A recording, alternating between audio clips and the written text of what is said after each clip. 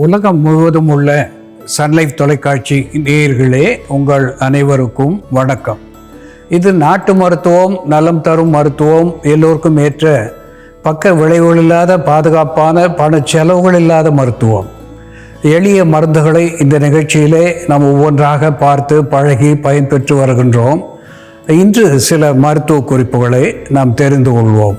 தொண்டைக்கட்டு, தொண்டை எரிச்சல், இருமல் இப்படி போன்ற நிலைகளிலே நமக்கு கைவந்த மருந்தாக விளங்குவது மாமரத்தினுடைய பட்டை. மேஞ்சிஃபெரா இண்டிகா என்று தாவர பெயராலே சுட்டப்பெறுவது, மேங்கோ ட்ரீ என்று ஆங்கிலத்திலே சொல்லப்பெறுவது. இதனுடைய பட்டைகள் ஒரு antibacterial, anti fungal, anti microbial என்கின்ற மருத்துவ குணத்தை பெற்றிருப்பதனாலே தொண்டையை பற்றிய பாக்டீரியாஸ், வைரஸ் என்று சொல்லக்கூடிய கிருமிகள், ஃபங்கஸ் என்று சொல்லக்கூடிய பூஞ்ச காளான்கள் இவற்றையெல்லாம் போக்குகின்ற வல்லமை உடையதாக மாமரத்து பட்டை விளங்குகிறது. ஒரு 10 கிராம் அளவுக்கு மாமரத்து பட்டை எடுத்து இடித்து பொடித்து 1 டம்ளர் நீரிலிட்டு காய்ச்சி நன்றாக வடிகட்டி அந்த தெளிவை எடுத்து அவ்வப்போது வாய் கொப்பளிப்பதனாலேயோ அல்லது ஓரிரு தேக்கரண்டி உள்ளுக்கு விழுங்குவதனாலேயோ இந்த தொண்டையை பற்றிய தொற்றுக்கள் அத்துணையும் விலகி குரல் நல்ல வளப்படும், தொண்டையிலே இருக்கின்ற எரிச்சல் அடங்கும், இருமல் போகும், நல்ல ஒரு வாய் துர்நாற்றத்தை போக்கி பேட் ஓடர் என்று சொல்லக்கூடிய நிலையிலே இருந்து நல்ல வாய்க்கு மனத்தை தரக்கூடியதாகவும் இது விளங்கும் என்று சுட்டிக்காட்ட விரும்புகின்றேன். அன்பான நேயர்களே, நிமோனியா என்று ஆங்கிலத்திலே சொல்லப்பெறுவது நுரையீரலை பற்றிய நோய்.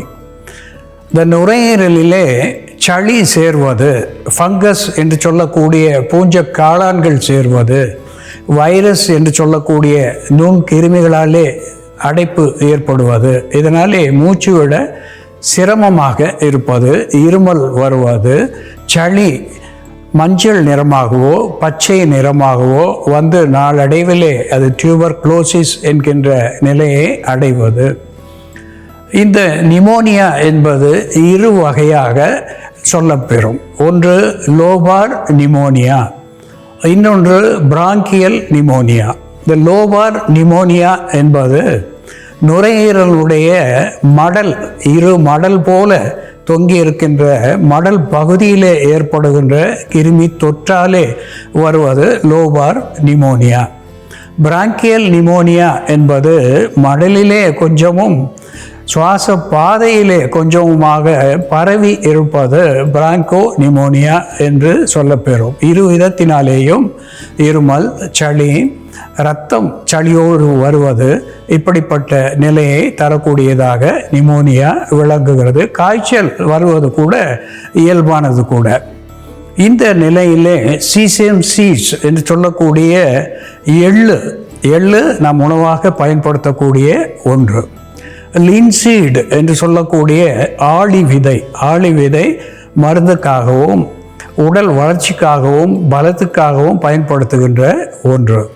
இந்த லின்சீட் என்கின்ற விதையையும் சீசேம் என்று சொல்லுகின்ற எள்ளு பொடியையும் சம அளவு எடுத்துக்கொண்டு 1 தேக்கரண்டி அளவு அதனோடு தேன் சேர்த்து சிறிது உப்பு சேர்த்து 2 வேளை பருகி வருகின்ற நிலையிலே இந்த நிமோனியா 2 வகைப்பட்டதும் விலகி போகும் என்பதை சுட்டிக்காட்ட விரும்புகின்றேன். சளியை கரைத்து வெளித்தள்ளி ஒரு பிராங்கோ டைலேட்டர் என்கின்ற வகையிலேயும் ஆன்டி வைரல் என்கின்ற நிலையிலேயும் இந்த எள்ளு பொடியும் ஆளி விதையும் சேர்ந்து ஒரு அற்புதமான மருந்தாகி சுவாசத்தை சீர்படுத்தி ஆரோக்கியத்தை நிலைப்படுத்தும் என்பதை சுட்டிக்காட்ட விரும்புகின்றேன்.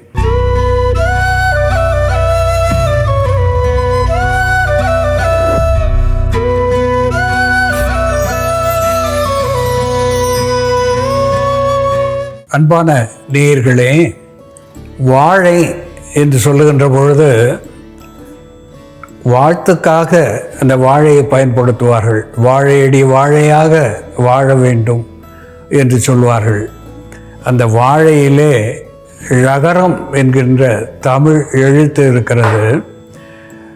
ஒரு தெய்வ மொழியாக இந்த ழகரம் தமிழிலே நமக்கு இறைவன் கொடுத்திருக்கின்றான். இந்த வாழையையும் ஒரு தெய்வ தாவரமாக இறைவன் நமக்கு கொடுத்திருக்கிறான். அதனுடைய இலையிலே இருந்து அதனுடைய கிழங்கு வரையிலே நமக்கு மருந்தாகி பயன் தருகிறது. இந்த வாழை இலையிலே நாம் உண்ணுகின்ற பொழுது அது ஆரோக்கியத்தை அதிகப்படுத்தக்கூடியதாக, வயிற்று புண்களை போக்கக்கூடியதாக, தலைமுடிக்கு நலம் தரக்கூடிய ஒன்றாக, தலைமுடிக்கு கருமை தரக்கூடிய ஒன்றாக இலை விளங்குகிறது. இந்த பழங்களை நாம் சாப்பிடுகின்ற பொழுது, அதாவது மூசா பேரடிசியாக்கா என்று தாவர பெயராலே சுட்டப்பெறுவது, பிளான்டெயின் ட்ரீ என்று ஆங்கிலத்திலே சொல்லப்படுவது, பனானா என்று கூட சொல்லப்படுகின்ற ஒன்று வாழை கதலி என்று தமிழ் பெயரை பெற்றிருக்கிறது. இதனுடைய பழங்களை நாம் அன்றாடம் ஒன்று சாப்பிடுகின்ற நிலையிலே இதிலே அதிகமான பொட்டாசியம் சத்துவம் நிறைந்திருக்கிறது. B12 என்று சொல்லக்கூடிய விட்டமின் நிறைந்திருக்கிறது. B6 என்று சொல்லக்கூடிய விட்டமின் நிறைந்திருக்கிறது. இந்த B6 என்று சொல்லக்கூடிய விட்டமின் சத்துவம் குருதியிலே கலந்து உடல் முழுவதும் ஆக்சிஜன் என்று சொல்லக்கூடிய பிராணவாயுவை கொண்டு செல்லக்கூடிய மிக முக்கியமான ஒரு விட்டமினாக B6 விளங்குகிறது. ஃப்ரக்டோஸ், லாக்டோஸ், குளுக்கோஸ் என்றெல்லாம் சொல்லுகின்ற இனிப்பு சத்துவத்தை இந்த வாழை மிகுதியாக பெற்றிருக்கிறது. எப்பொழுதெல்லாம் உடல் சோர்வு ஏற்படுகிறதோ அப்பொழுது ஒரு வாழை பழத்தை சாப்பிட்டுவிட்டு பால் சிறிது பருகுவதனாலே உடனடியாக இழந்த இனிப்பு சத்துவத்தை மீட்டு தந்து நமக்கு பலத்தை தரக்கூடியதாக விளங்குகிறது. இது அதிகமான பொட்டாசியம் சத்துவத்தை பெற்றிருப்பதனாலே இதய அடைப்பு வாராமல் தடுக்கின்ற ஒரு உள்மருந்தாகி பயன் தருகிறது. சிறுநீரக கற்கள் சேராமல் இருப்பதற்கும் இந்த வாழை ஒரு நல் மருந்தாகிறது.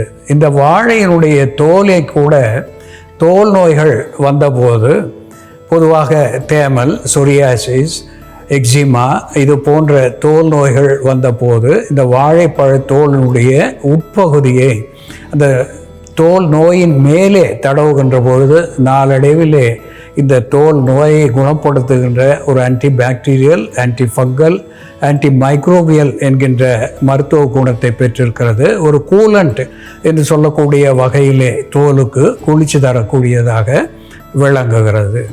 இந்த வாழையோடு அன்றாடம் கற்கண்டு, வெண்ணெய், பால் சேர்த்து சாப்பிடுகின்ற பொழுது மெலிந்த குழந்தைகள் கூட நன்கு சதை பற்று பெற்று அழகான ஒரு நிலையை பெறுவார்கள். உடல் எடையை கூட்டுவதற்கு இந்த வாழை, வெண்ணெய், பால், கற்கண்டு ஒரு நல்ல உணவாக காலையிலே விளங்கும். அன்பான நேயர்களே, வாழை எப்படியெல்லாம் மருந்தாகிறது, எப்படி மருந்தாக்கி பயன்படுத்துவது என்று செயல்முறையிலே பார்ப்போம். வாருங்கள் நேயர்களே, நாம இன்னைக்கு வாழைப்பழத்தை பயன்படுத்தி மலச்சிக்கல், குடலில் ஏற்படக்கூடிய புண்கள், GERD சொல்லக்கூடிய GERD கேஸ்ட்ரோஈசோஃபேஜியல் ரீஃப்ளக்ஸ் டிசீஸ் மற்றும் பெண்களுக்கு ஏற்படக்கூடிய வெள்ளைப்படுதல் போன்ற பிரச்சனைகளை சரி செய்யக்கூடிய ஒரு பானம் எப்படி தயார் பண்றதுன்னு பார்க்கலாம். இது அன்றாடம் எடுத்துக்கொள்ளக்கூடிய ஒரு மில்க் ஷேக்காவும் நம்ம யூஸ் பண்ணலாம். இதற்கு தேவையான பொருட்கள்: வாழைப்பழம், லவங்கப்பட்டை பொடி, கற்கண்டு, பசும்பால். நம்ம இன்னைக்கு மலை வாழைப்பழம் எடுத்திருக்கோம். மலை வாழைப்பழத்தோட சிறப்பு என்னன்னு பார்த்தோம்னா, இதோட தோல் ரொம்ப தடிமனா இருக்கும். நம்ம ரஸ்தாலி, ஏலக்கி போன்ற பழத்தோட தோல் பார்த்தோம்னா நல்ல மென்மையா மெலிதா இருக்கும். ஆனா இந்த மலை வாழைப்பழத்தோட தோல் இப்படி தடிமனா இருக்கும். இந்த தோலோட உட்பகுதி அலர்ஜிக்கு மேல் பூச்சி மருந்தா நம்ம பயன்படுத்தலாம். நம்ம தோல்ல ஏதாவது ரேஷஸ் இருந்ததுன்னா, சன்பர்ன் போன்ற ரேஷஸ், சிவப்பு தன்மை, நமைச்சல் போன்ற பிரச்சனை இருந்ததுன்னா இந்த வாழைப்பழத்தோட தோலை எடுத்து நம்ம இதோட உட்பகுதியை ஸ்கின்ல நல்லா தேய்ச்சி விட்டோம்னா அந்த ரேஷஸ்னால வரக்கூடிய நமைச்சல், எரிச்சல் இது எல்லாமே சரியாகும். அதிகப்படியான வயிறு புண்கள் இருக்கிறவங்க அந்த புண்களை ஆற்றுவதற்காக இந்த வாழைப்பழ தோலோட உட்பகுதியை பயன்படுத்தலாம்.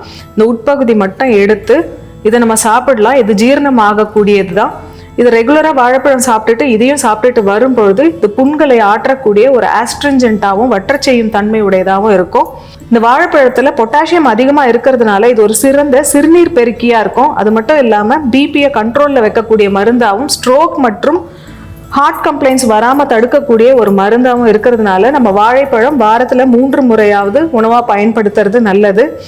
அல்சர், மலச்சிக்கல் மற்றும் GERD போன்ற பிரச்சனை இருக்கிறவங்க இதை தினமும் காலையிலையும் மாலையிலையும் 2 வேளையும் பாலோட சேர்த்து லவங்கப்பட்டை சேர்த்து எடுத்துட்டு வரும்பொழுது வயிற்று புண்களை ஆற்றக்கூடிய மருந்தாக இருக்கும்.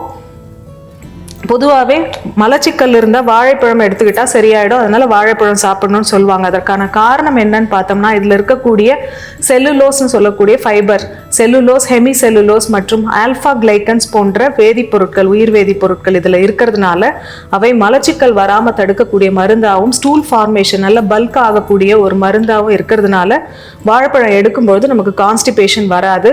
அதே போல் இதில் இருக்கக்கூடிய பெக்டின் புண்களை ஆற்றக்கூடிய மருந்தாக இருக்கும். கோலனோட நம்ம குடல்ல இருக்கக்கூடிய பெருங்குடலோட உறிஞ்சும் தன்மை, வாட்டரை உறிஞ்சும் தன்மையை அதிகப்படுத்தக்கூடிய மருந்தா இருக்கிறதுனால நமக்கு மலம் கெட்டி ஆகாம இலகி கான்ஸ்டிபேஷன் இல்லாம மலச்சிக்கல் இல்லாம இது பார்த்துக்கும். இப்போ நம்ம லவங்கப்பட்டை பொடி, லவங்கப்பட்டை பொடி புண்களை ஆற்றக்கூடிய மருந்தா இருக்கிறதுனாலையும் அசிடிட்டியை கண்ட்ரோல் பண்ணக்கூடிய மருந்தா இருக்கிறதுனாலையும் நம்ம அதை சேர்த்துருக்கோம். இதோட கற்கண்டு பொடி சேர்த்துக்கலாம். டயபெட்டிஸ் பேஷண்ட், சர்க்கரை நோயாளிகள் கற்கண்டு சேர்க்காம வாழைப்பழம், லவங்கப்பட்டை பொடி சேர்த்து எடுத்துக்கலாம். இதை இப்போ நம்ம அரைச்சிடலாம்.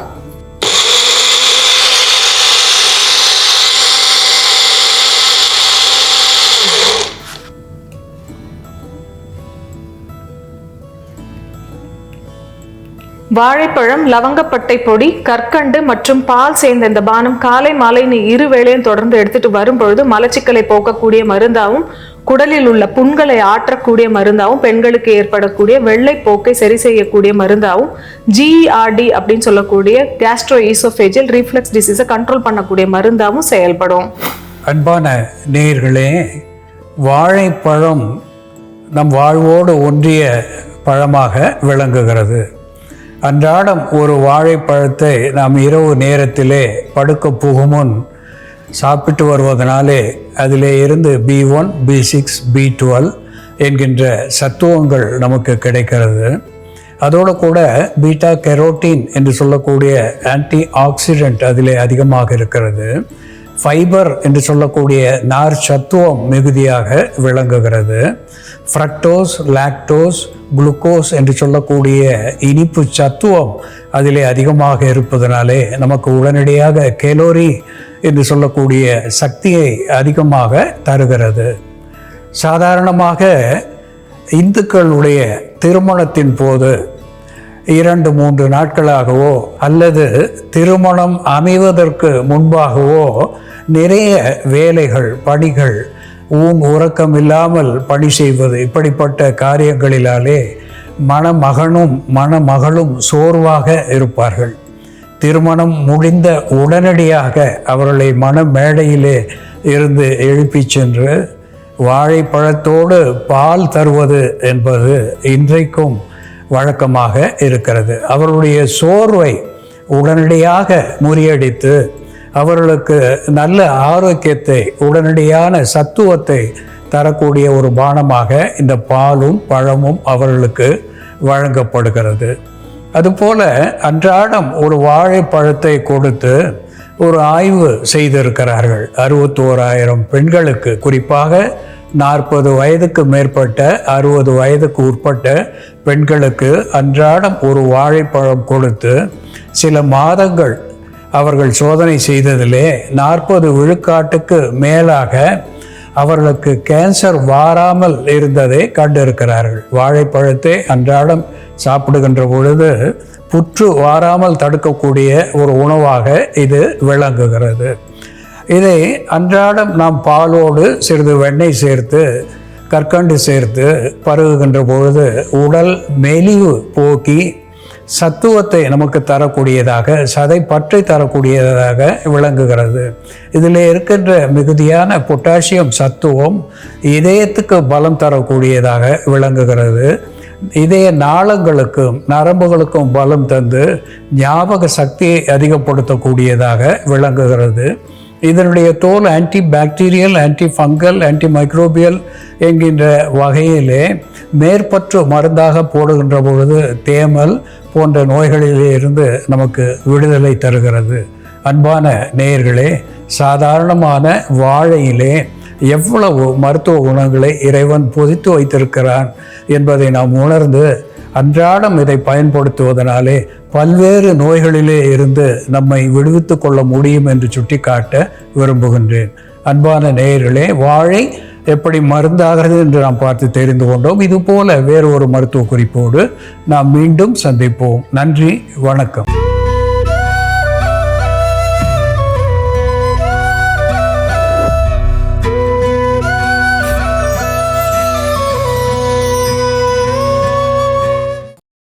இன்னும் பல வீடியோக்களை காண சன் லைஃப் சேனலை சப்ஸ்கிரைப் பண்ணுங்க.